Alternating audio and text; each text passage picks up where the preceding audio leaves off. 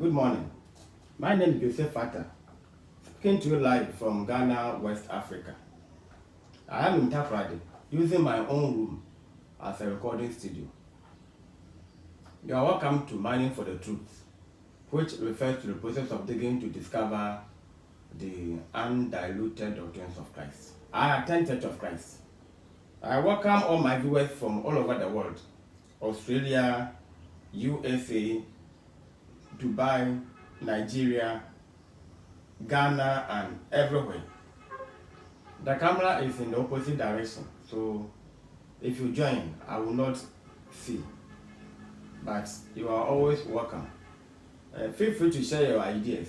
We are all learning, so you have the right to comment, to call me 0248 02 6557 0248 02 6557.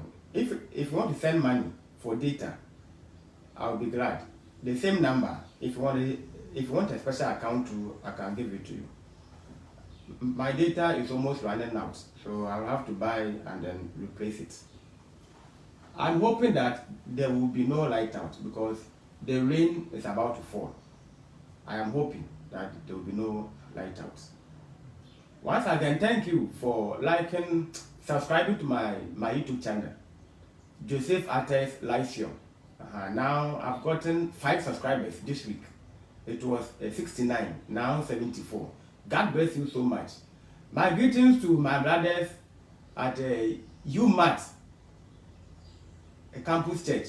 Esikado, University of Mines and Technology, School of Railway and Infrastructure Development. I don't know if it is a railway or railways, but I will say railway. Thank you so much for your time. Brother Mafu, Brother Otabel, Brother Afol, Brother Aaron, Brother Adai, Sisters Abigail, Augustina, Cindy, Dorcas. Oh, you are many, in fact. You are plenty. Brother Kobold. In fact, we are many. Greetings to Professor Samokobna and then Brother Akono Mensa. I greet you all. Thank you so much for your encouragement. Yeah, yesterday I was with Brother Nab.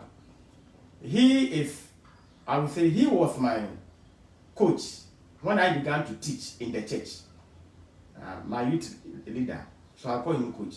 God bless you so much for your encouragement. Always, he will say that God be with you or go with God. That's when you are going to preach on the pulpit. You say, go with God. And that motivated me a lot. And now I am who I am because of their training. Now, Brother Kobina was also my unmarried class teacher, both Bernab and then Brother Kobina. And now I do the ministry, the evangelism with Brother Samuel Kobina.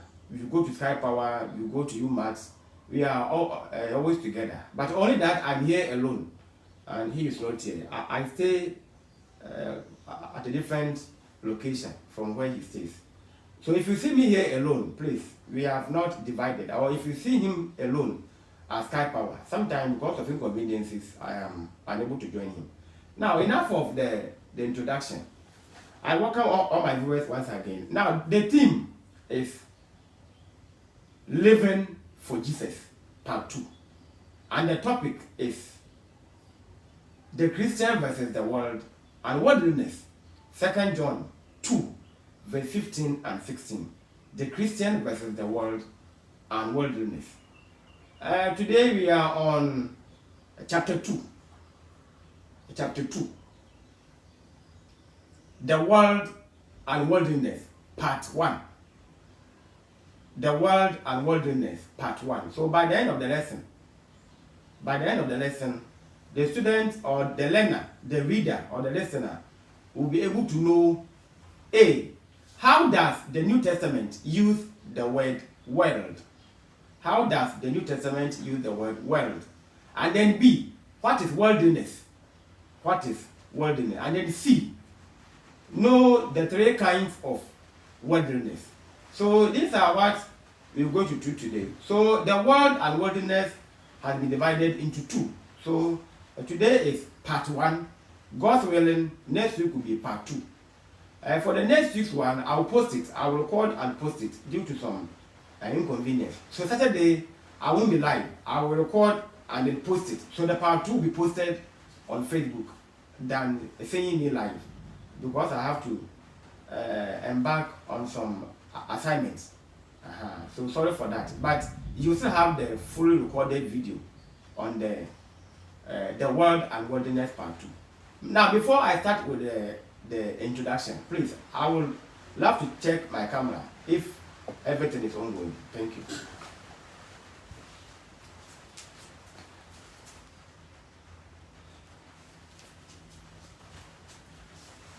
Oh, very good.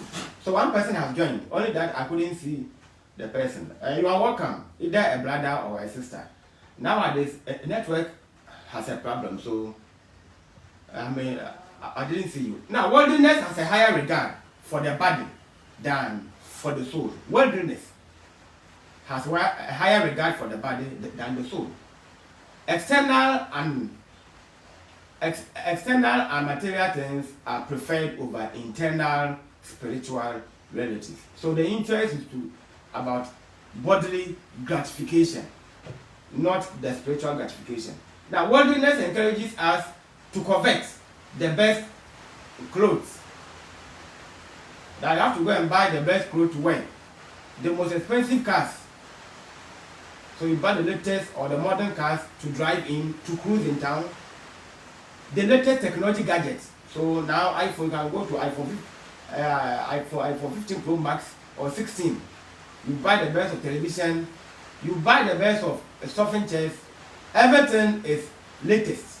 So the latest technological gadgets. The best looking boyfriend, yes.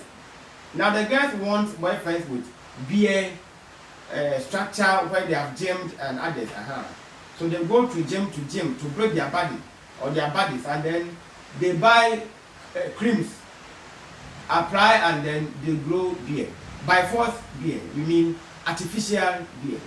Or girlfriend. Now the boys are going for the best of girlfriends.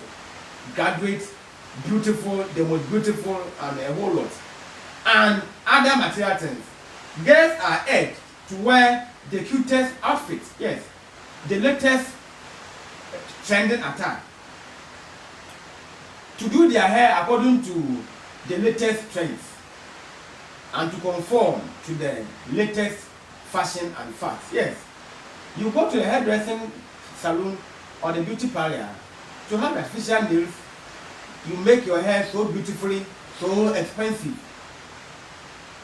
Boys are urged to resist maturity and surround themselves with ever more expensive aerobics exercises. As I mentioned earlier, they go to the gym to build their bodies, to get the structure. That is the trend now.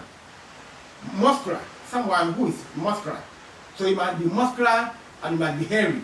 So the hairy, for nowadays, in Ghana precisely, the beard has become madness in the youth. Some have their natural beards, some have applied the cream. They bought it online to apply to grow the beard or the beards. So pursuing money and building up of their bodies at the expense of their minds and souls. So you see that most of them are not sensible. They lack culture, indisciplined and uncivilized. Culturally uncivilized. Because their interest is to gratify the body, not the soul. They have even refused to learn sense. So you see them to be so muscular, having the beard neatly in appearance, but error in their minds and in their attitude, of course, their behavior. The English now, world, derives from the Greek term cosmos. So world is a noun, and the Greek word here is cosmos. You will find it 186 times in the New Testament Bible. 186 times in the New Testament Bible. In classical Greek, the word suggested the idea of order, or that which has been arranged Now, this hints of Odera. I mentioned classical Greek. Classical Greek. Now, this is the language of the ancient Greek. Of course, it was used by during the period of Greek literature. Yeah, it was used during the period of Greek literature. Of course, you can approximate from 600 BC to 300 BC. So between 600 BC to 300 BC, this language was used, and it was used by poets and philosophers.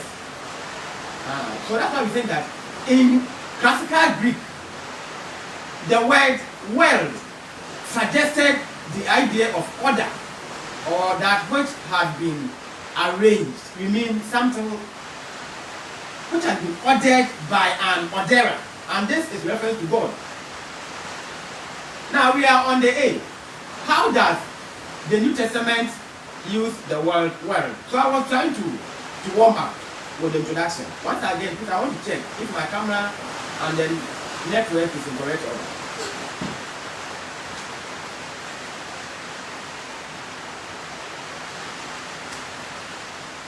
Okay, very good. Everything is intact. So we are now on A. How does the New Testament use the word world? Now in the New Testament, cosmos is used in a variety of ways, depending upon the context in which the word occurs. So I.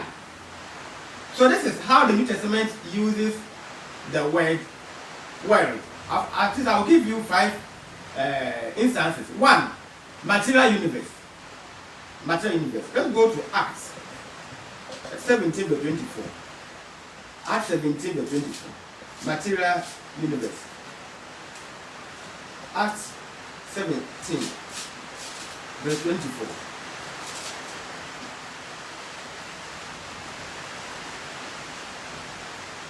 The God who made the world and all things in it, since he is the Lord of heaven and earth, does not dwell in the temples made with hands. So cosmos, as used in the material universe, may have a reference to the material universe.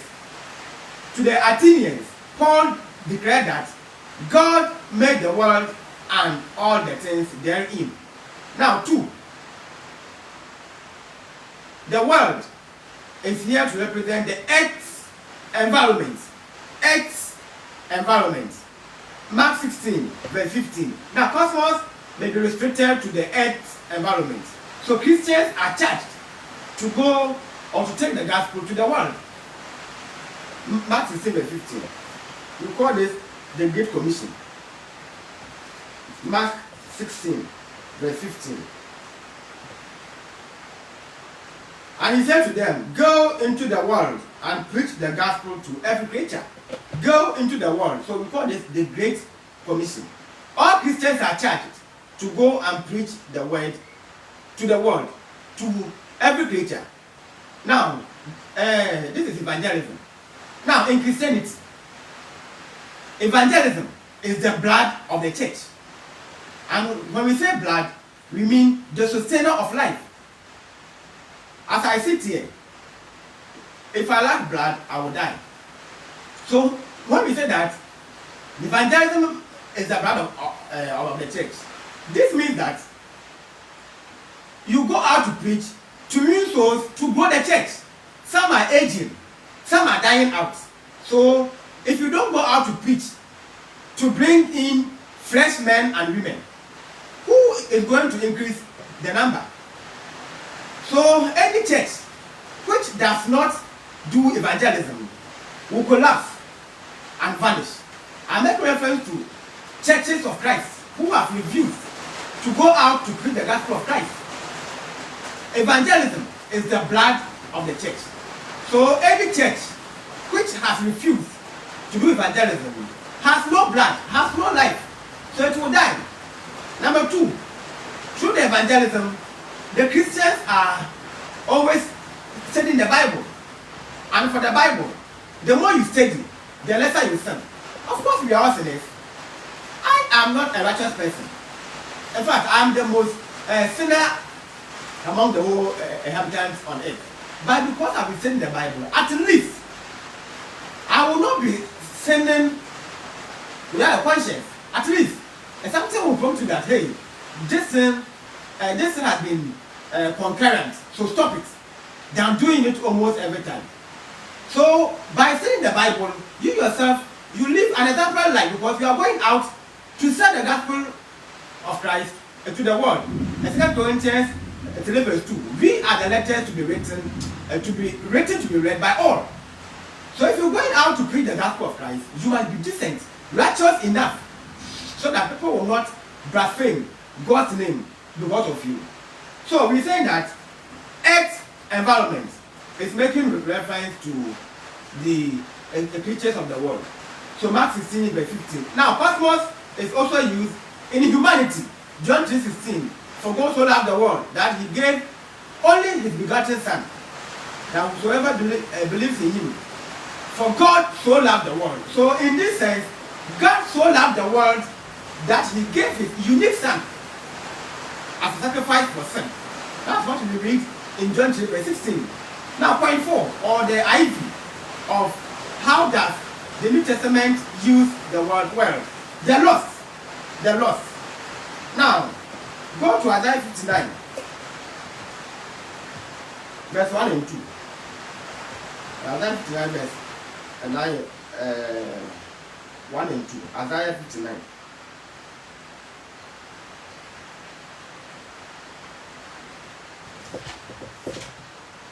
Isaiah 59. Very good. Verse 1 and 2. Behold, the Lord's hand is not shortened, that it cannot save, or his ear that it cannot hear. But your iniquities have made a separation between you and your God, and your sins have hidden his face from you, so that he does not hear. Okay, so that he does not hear. Now here we say the lost. So here we are making reference to when we have sinned, and because of that we have lost our relation with God. So here we say that world can refer to that company of humanity that under its unforgiving sins remains estranged from the Creator.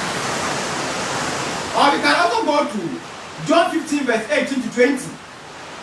John 15 verse 18 to 20. John 15. The rain has started, as I mentioned, so the noise may somehow interrupt the preaching. But of course, God is doing his work, and I'm doing his work, and he has the power. So who am I to challenge? Okay, John 15 verse 18 to 20. A servant is not above his master. So if Christ was persecuted, we, the servants, will also be persecuted. If the world hates you, you know that it hated me before it hated you. Verse 19. If you were of the world would love its own. But because you are not of the world, but I chose you out of the world, therefore the world hates you. Verse 20. Remember the word that I spoke to you. The one servant is not greater than his master. If they have persecuted me, they will also persecute you. They will have kept, if they have kept my word, they will also keep yours. A servant is not above his master. John 15, verse 18 to 20. A servant is not above his master. So if the word hated Christ, if the word persecuted him, the word will hate us, the word will be persecuted. I will take my camera one time.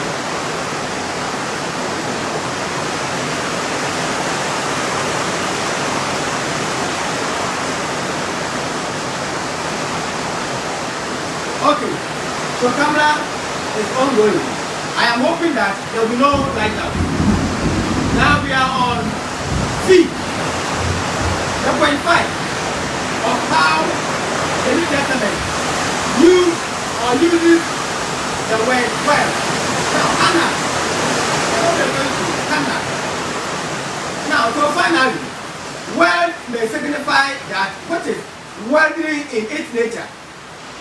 It is the whole realm of this world interest involving things that are hollow or weak. When we say hollow, we mean, okay, so hollow, frail or weak and fleeting. So something which is in transit, so transitory.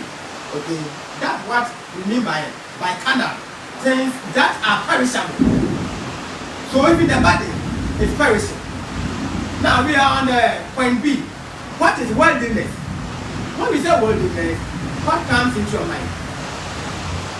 Now I'll start with the introduction. The adjective form of worldly is cosmicos. So worldly is an adjective, which means cosmicos.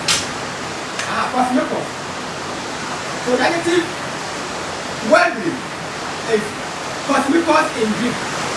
It's found twice in the Greek New Testament, and it is translated worldly. Both times in the King version. Now, in the American Standard Version, ASV, it is rendered both worldly and of this world. I'm trying to explain the cosmicos worldly. Now go to Titus 2 verse 12. Titus is after 2 Timothy. So Titus 2 verse 12. Let's see something here.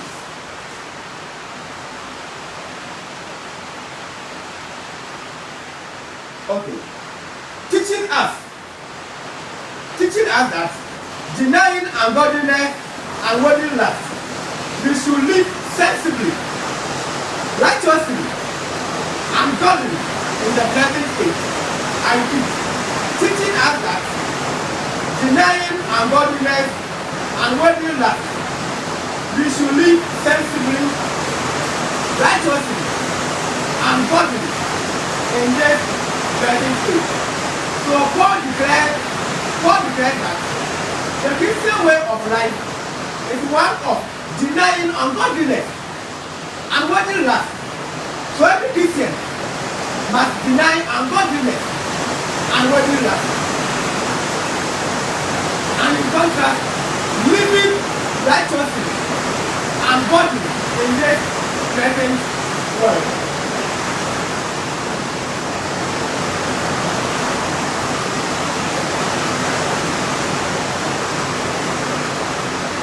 Okay, so we move on. Now here, worldly has a moral connotation. Now, as you observe in our commentary on Paul's letter to Timothy and Titus, that the Greek word for denying is aniomai. The Greek word for denying. So the Christian must deny ungodliness and worldly lust. So denying in Greek is aniomai, which denotes to renounce or to repudiate. To renounce. Now this carries the idea of different attitude. So you must totally resist ungodliness and worldly lust. So we say different. Now conversion to Christ is not mere separation from ungodliness, sexual or sign. Rather, it must be an emphatic no. So the Christian might say that no, I will not follow the world. No, I will not follow ungodliness. No, I will live for Christ forever and ever. Now, ungodliness in Greek word is called asebeia or asebia. Now, it stands in opposition to what is godly. It stands in opposition to what is godly. So, ungodliness is the opposite of godliness. Now, 1 Timothy 1 verse 9, 1 Timothy 2 verse 2, 2 Timothy 2 verse 16. Now, ungodliness is anti-religious. Ungodliness is anti-God in nature.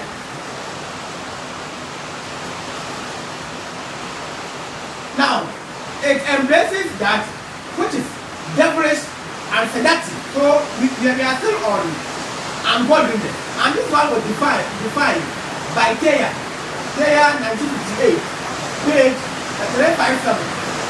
Thea 1958, page 357. He is saying that godliness embraces that which is devilish and seductive.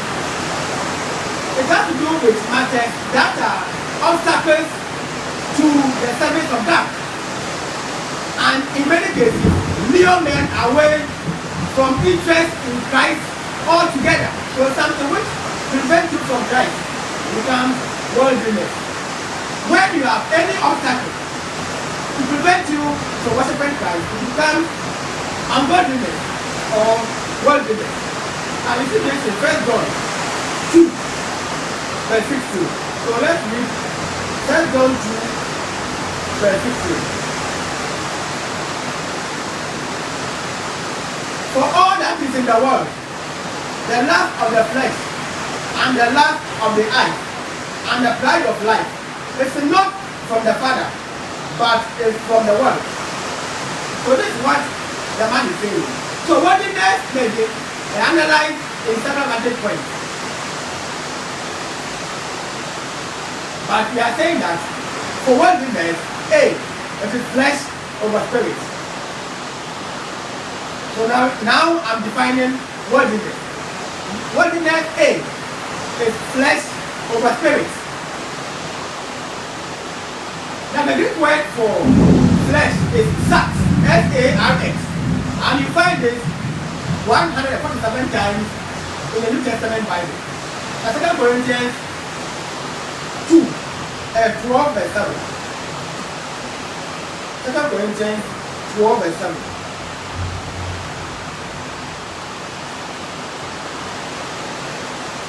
Verse 7.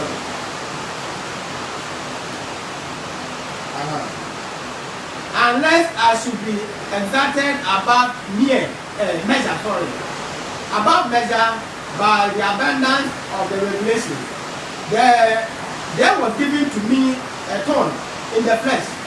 So here the word takes on a variety of literal meanings. So in 2 Corinthians 12 verse 7, it is physical flesh, a thorn in the flesh. Metaphorically, flesh can stand for worldly side of life. And of course, if you go to the ASV, American Standard Version, in 1 Corinthians 1 verse 26, Paul said that the Greeks were wise after the flesh. 1 Corinthians 1 verse 26. Wise after the flesh. We are still on flesh over worldliness. Now the ESV translates it as wise according to the worldly standards. Wise according to the worldly standards. We are still on 1 Corinthians 1 verse 26. Now Jude 19 is saying that. Now, Jude wrote to those who are sensual. So Jude is saying that they are sensual. They are not referring to flesh over spirit. They are sensual. While the ESV depict them as worldly people. Worldly people. Worldly people. Now, living for the flesh is set in vivid contrast to the serving in the spirit. Romans 8, verse 4. We say that living for the flesh, those who are in the world, living for the flesh is set in vivid contrast to serving in the spirit. Romans 8, verse 4. Romans 8, verse 4. So that the righteousness of the law might be fulfilled in us, who do not walk according to the flesh, but according to the spirit. You can go to Galatians 5 verse 16 and 17. You can also go to 2 verse 11. They are all saying the same thing. Now the NIV rendered such as sinful nature. So the NIV renders flesh as sinful nature. So you see this a 23 times in the NIV.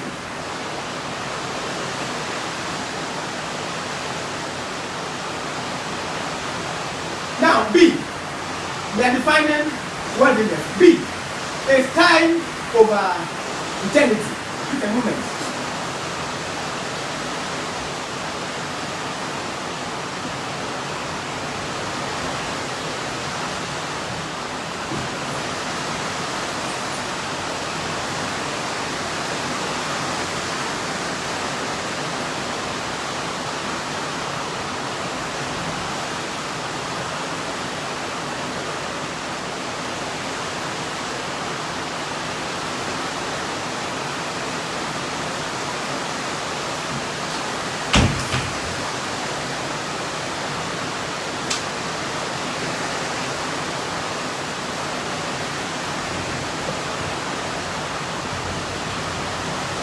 Okay, you are welcome back. Sorry, I have to go to my window.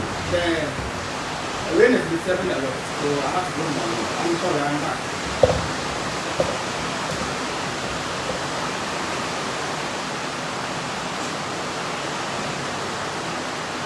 Now let's go to Galatians 5 verse 16. Let's do something there.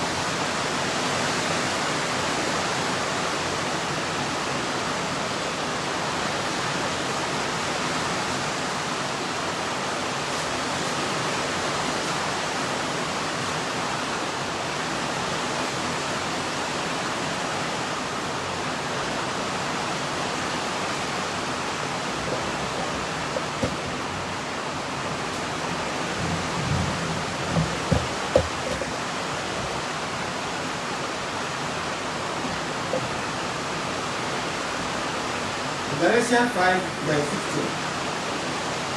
Let's do something. I say then, walk in the spirit, and you will not fulfill the lust of the flesh. Walk in the spirit. I say then, walk in the spirit, and you will not fulfill the lust of the flesh.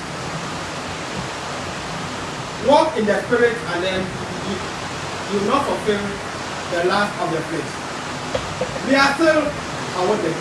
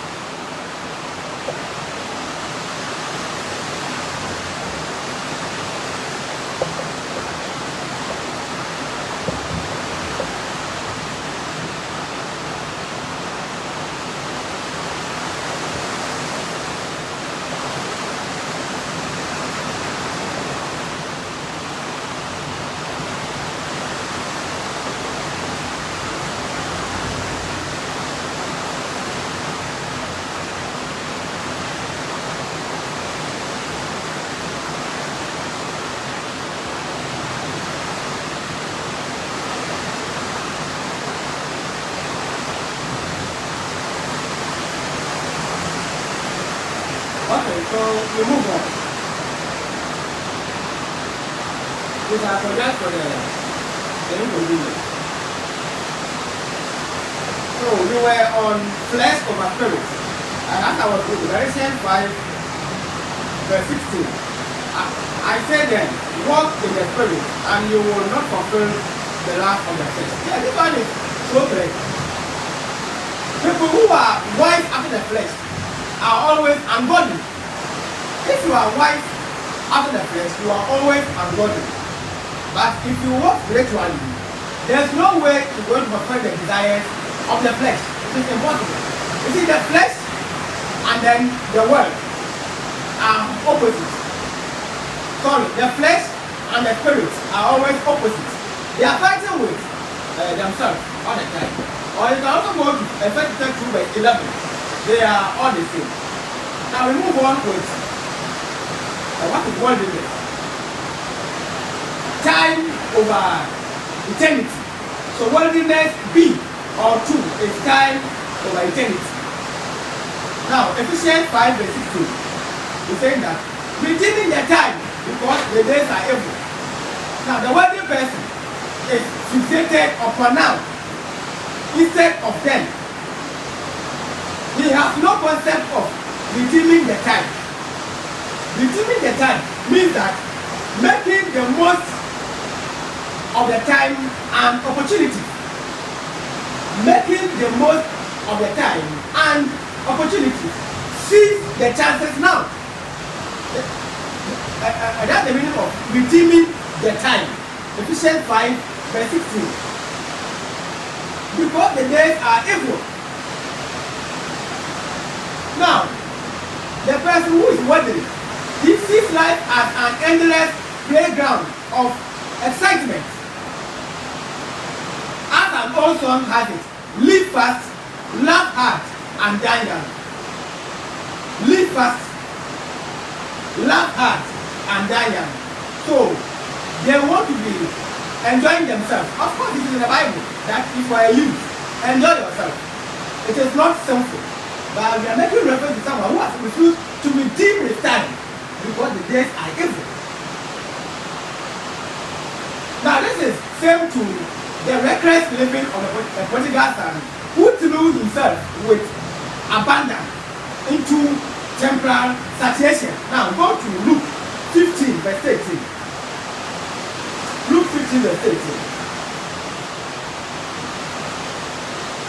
And not many days after, the younger son gathered everything together and took his journey to a far country. And there he wasted his inheritance with wild living. Luke 15 verse 18. It's a story of the prodigal son. He went and spent his things in a wild manner. The world never realizes that clothes wear out and bellies grow lean.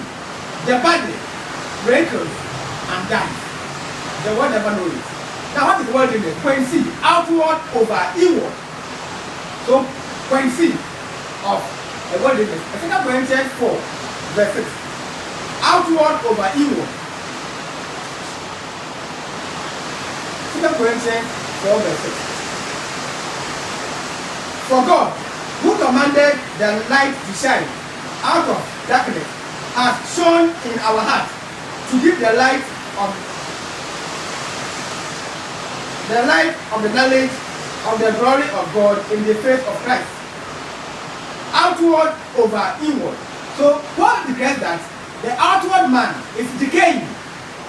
4 verse 16. 4 verse 16. 1 Corinthians 4 verse 16. Therefore, we do not lose heart.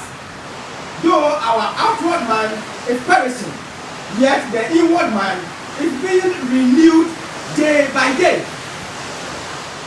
So the outward man is decaying, but for the Christian, the inward man is being renewed every day.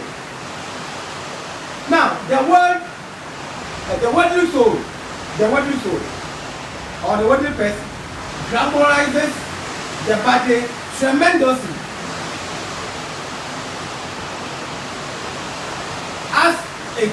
withers towards the corpse's repose. The person who is worldly will always cherish the body so tremendously, but the body must grow old, wrinkle, and die.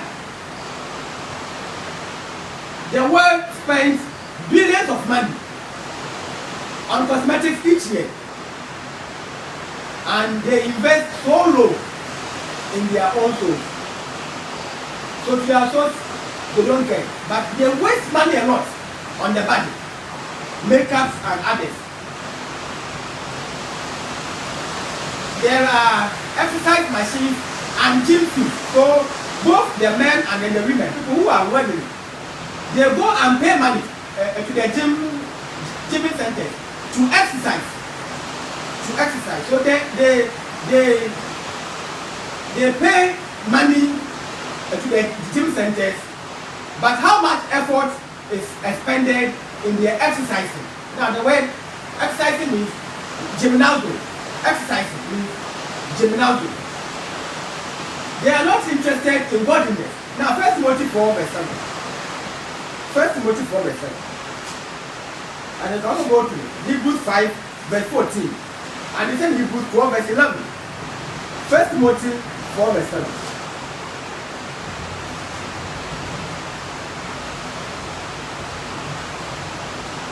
Okay. But refuse profane and old wives, fables. Exercise yourself rather to godliness. Exercise yourself rather to godliness. Not the gym sentence. In fact, it is good to go to gym to stay healthy.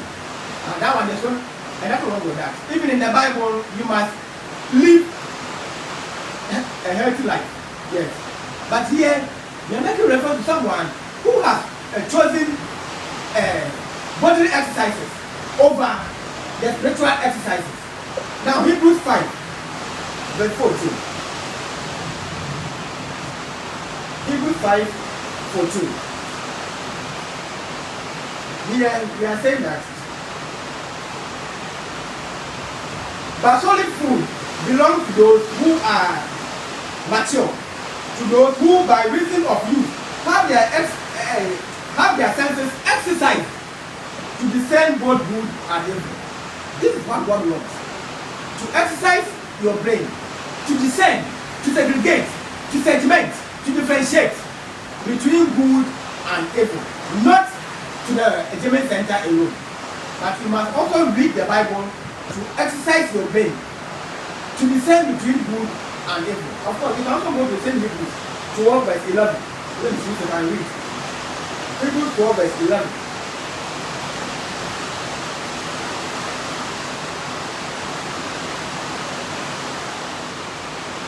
Now, no discipline seems to be joyous at the time, but grievous nevertheless.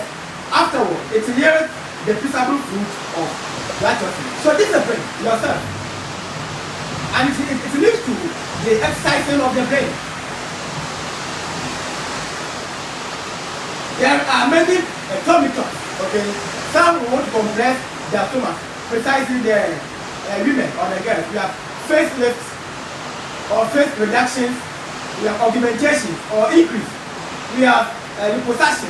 Now when we say liposuction, we mean a surgical removal of fat. When you have excessive fat tissue in the body or under the skin, we call it liposuction or suction. And pigmentation, all sorts of extreme makeovers. No expense is spared. Now we have a comedian or comedian, if you will, called Phyllis Diller. He once said that, or she once said that,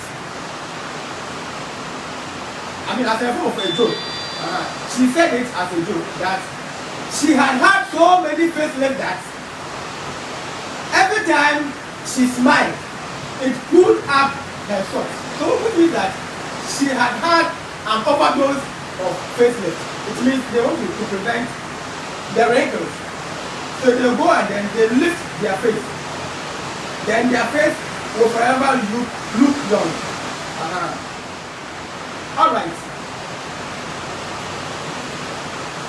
But upon all this, where is their inner person? Do they also spend time? Do they also spend time to lift the inner man in them?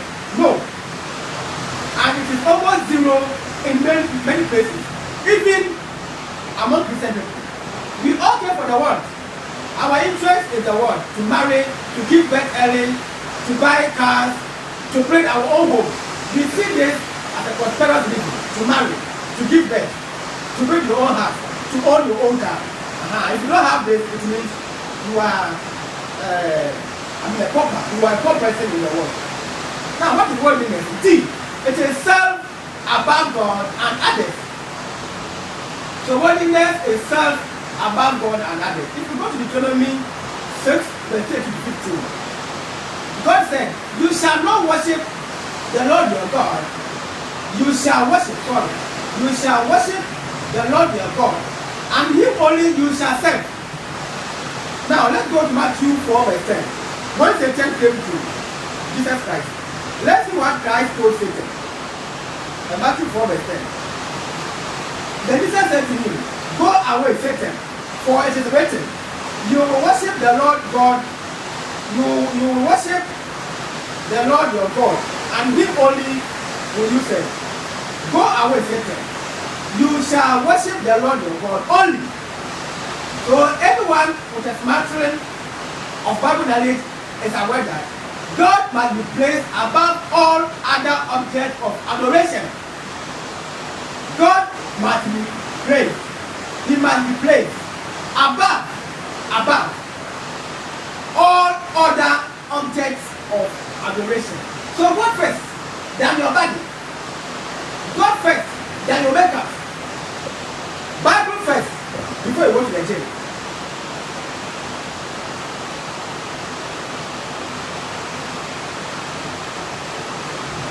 One must love the Creator with all his heart, soul, mind, and strength. Mark 13, verse 30. Mark 12, verse 30, sorry. Mark 12, verse 30. One must love the Creator with all his heart, soul, mind, and strength. Now Jesus Christ, he reiterated. Matthew 10, verse 37. Matthew 10, verse 37. He who loves father or mother more than me is not worthy of me. And he who loves son or daughter more than me is not worthy of me. God first. God first. Now let's hear about love. Self above God and others. So we are saying that worldliness is self above God and others. Self above God and others. When you see yourself to be more important than God and others, then let's give you some references. Let love be without hypocrisy. Romans 12, verse 9 and 10. You must love without hypocrisy. Romans 12, verse 20. Recompense good for evil. Then Philippians 2, verse 3 and 4. The same Philippians 5, 2, verse 5 to 8. So Philippians 2, verse 3 and 4. Philippians 2, verse 5 and 8. He said that love unselfishly, in humility, and with no payback. Do not love and expect payback. Do not love and expect payback.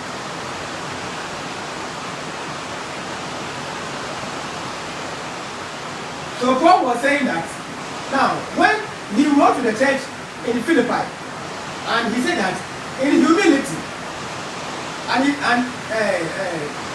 spoke about we have what to call fashionalism, to split people into groups of fashion.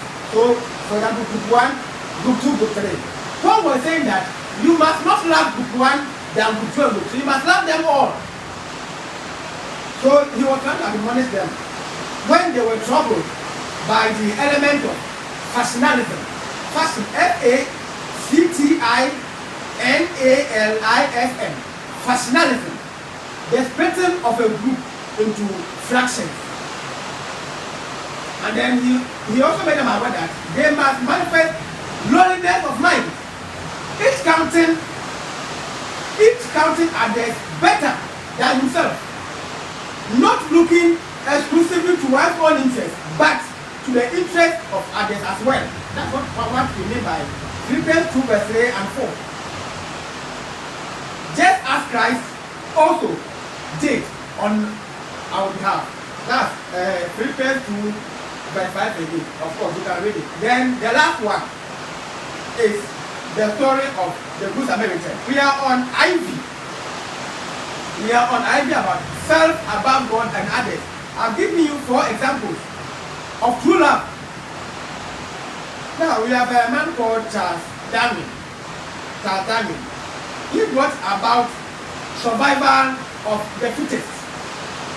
Survival of the fittest.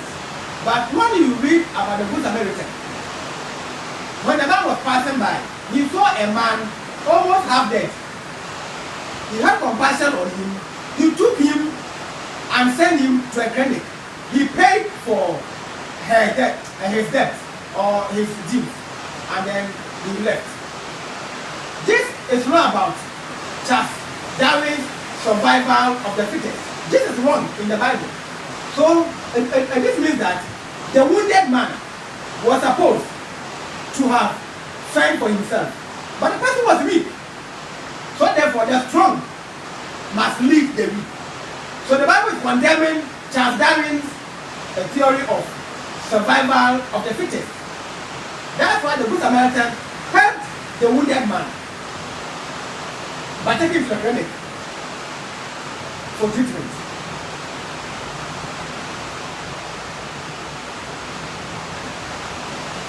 Now we are on the last point. What is worldliness? Worldliness is the present world over that to come.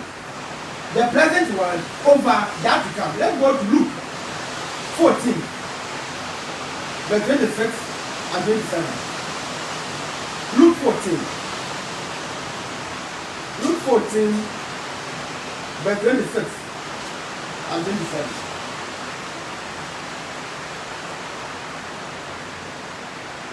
If anyone come to me and does not hate his father and mother and wife and children and brothers and sisters, yes, and his own life, also he cannot be my disciple. Verse 27. And whoever does not bear his own cross and come after me cannot be my disciple. You must forget yourself in summary. You must forget yourself and follow Christ. Leave all what you have behind. Leave all your burdens behind. Leave all your family behind and follow Christ. When you follow him, your family will go against you. Maybe they are all Catholics or they go to different church, and you alone has decided to attend Church of Christ. They will always go against you. Sometimes they will even say you are rich or you are wizard. That's why you hate them, because their churches, their interest is a deliverance. They pray by heart. They speak in tongues and others. This is against the Bible or New Testament worship. So if you opt out that mom or dad or sister, I will no longer go to church with you, then you become an enemy in the womb. Christ is saying that if you want to follow him, forget yourself, your family, carry your own cross and follow him. Deny yourself and follow Christ. That's the essence of Luke 14, verse 26 to 27.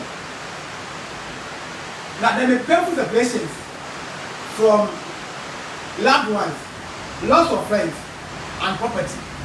So if you want to follow Christ, you will lose your friends, you will lose your own status in life, you will lose your own, you will lose your own family, your own siblings, your own property. Sometimes you may even lose your work, because I don't pay blind. I is a factor. I don't pay blind for any employment, and because of that, Satan will delay your prosperity in life. We don't care, because my vision is to go to heaven, not to hell the earth. So I don't care what happens to me here. My goal is that God will have mercy upon me to go to heaven. So you will bear your cross in this life. That Satan will hurt you so much. He will make those who are to employ you, he will harden their hearts against you. When they see you, they are annoyed. They will employ all people, but you alone, they will employ you. Satan will deny your prosperities in life. He will deny you because you're a Christian. Before you go there, he has been there to harden the hearts of those who are going to debut you. And always, they will take you down. You are at no fault. They will find a fault for you. That you are this and that. You did this. Meanwhile, you didn't do anything wrong. But because you have decided to follow Christ, it is not easy to follow Christ. In fact, you will stand what you call the test of time. Sometimes marriage, you won't get any man to marry you. If for a man, it's also so hard to get a woman to marry. It is the work of Satan.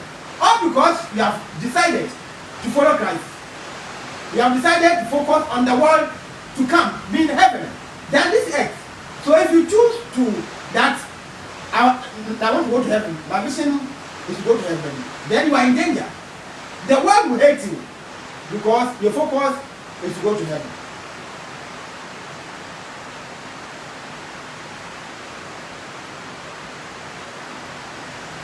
Okay, now we are on the point C. 3 kinds of worldliness. So at the end, the learner will know 3 kinds of worldliness. Now let's go to Colossians 1 verse 18a. Colossians 1 verse 18a.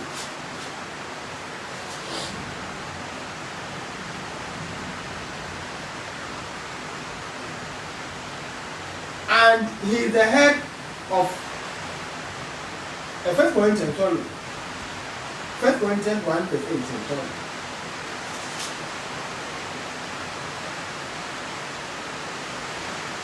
For the preaching of the cross is foolishness to those who are perishing. For the preaching of the cross is foolishness to those who are perishing. Antichrist and pagans are so preoccupied with worldly things that they are not interested in spiritual values. Antichrist and unbelievers or pagans are so preoccupied with worldly things that they are not interested in spiritual values. To them, talking about the righteousness is boring, and due to perishing, the message of the cross is foolishness or becomes foolishness. Now, worldliness in this sense could involve many sub-categories. For example, 1. So, here we are on the 3 kinds of worldliness. 1. Materialism. Materialism. Matthew 6, verse 19. So, worldliness 1 is materialism. So, here I'm here to treat 3 types of worldliness. Or you can say 3 kinds of worldliness. They are distinctive in nature. That's why we say kinds. Some will say categories of worldliness. Someone will say types of worldliness. I'm using kinds. Matthew says, verse 19, do not lay up for yourselves treasures on earth, where moth and rust destroy, and where thieves break in and steal. I want to check my camera and see.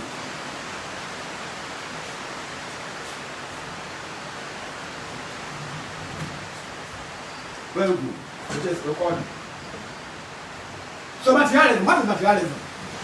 It is the ambition of laying up treasures on earth. Materialism is the ambition of laying up treasures on earth. We are Christians. Our vision is to go to heaven, and our mission is to win souls for Christ, to grow the lost church. So every Christian must not fix his interest on earth. So materialism is 1. So the ambition of laying up treasures on earth. The passionate desire of wealth. The passionate desire of wealth. 1 Timothy 6, verse 9 and 10.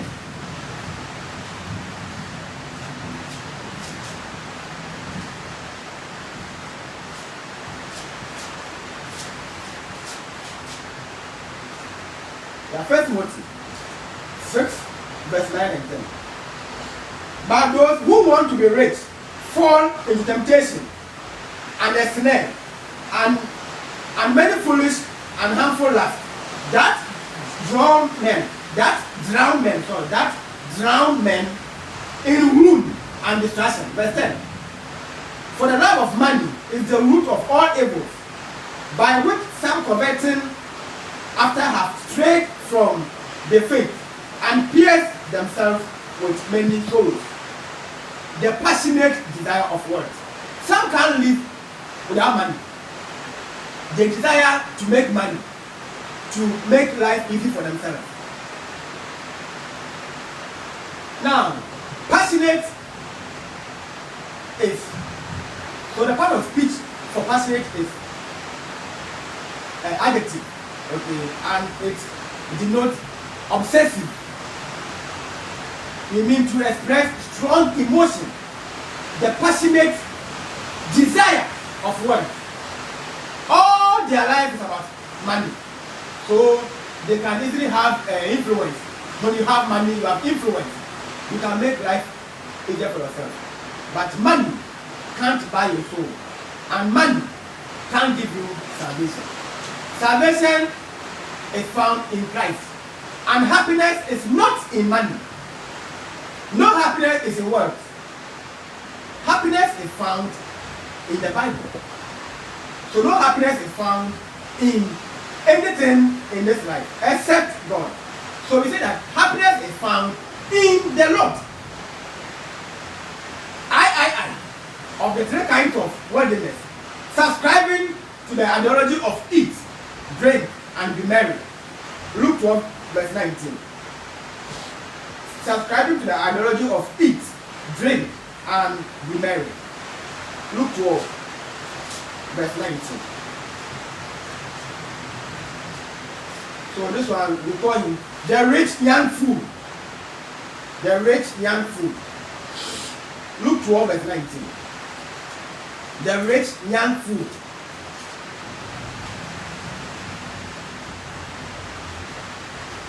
And I will say to my soul, soul, you have many goods laid up for many years.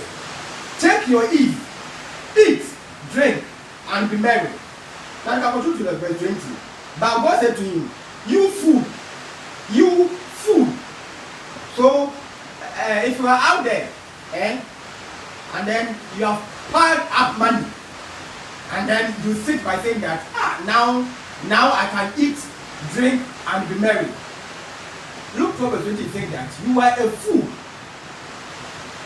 But God said to him, you fool, this night, your soul will be required of you. Your soul will be required of you. Then whose will those things be that you have provided? This means to say that God has given you the money or your wealth. So God first, then relying on your money. That's why he said, you fool, your soul will be demanded in the night. So no money can save anyone into heaven. No money can lead you to salvation except by reading the Bible, going out to preach the gospel of Christ, to win souls into the lost church. You yourself must be baptized and at the church of Christ, remain faithfully until death before you can go to heaven. So going to church to donate, to buy a bus, to bring for the church, a brethren, to go to church early, regular and punctual, it's not and never you go to heaven unless you read the Bible, go out, preach, and use those for Christ. Once again, evangelism is the blood of the church. Mark 16, verse 15, and Matthew 28, verse 19 to 20. Now we are on conclusion. Now there's a man called Wayne Jackson. So Jackson 2007, page 346 to page 34. Of course, I read some books to prepare my handout. I didn't, all what I'm saying, not all are from my mind. So in case I'm citing from someone, then I'll quote. So this definition of worldly being the adjective is from a man called Wayne Jackson. So worldly, cosmikos, okay. So Greek word for worldly is cosmikos. It's a moral and religious sphere of evil that captivates the mind of those who have no interest in honoring God. Simple. So worldly is a moral and religious sphere of evil that captivates the minds of those who have no interest in honoring God. So if you are in the world, it means you have refused. You are so evil that you don't want to honor God. Now, B of my conclusion. Unbelievers, unbelievers who are similarly, or we say that unbelievers are like, so we're trying to compare and contrast. They are like beastly creatures without reason. They have no sense. Anybody who is a believer has no sense. So unbelievers unbelievers are like beastly creatures with no reason. In other words, without reason. Who function more on the level of animals than rational human beings. Second Peter 2, verse 12.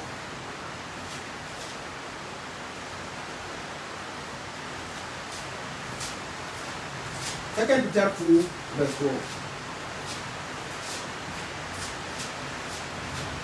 Okay. 2 verse 12.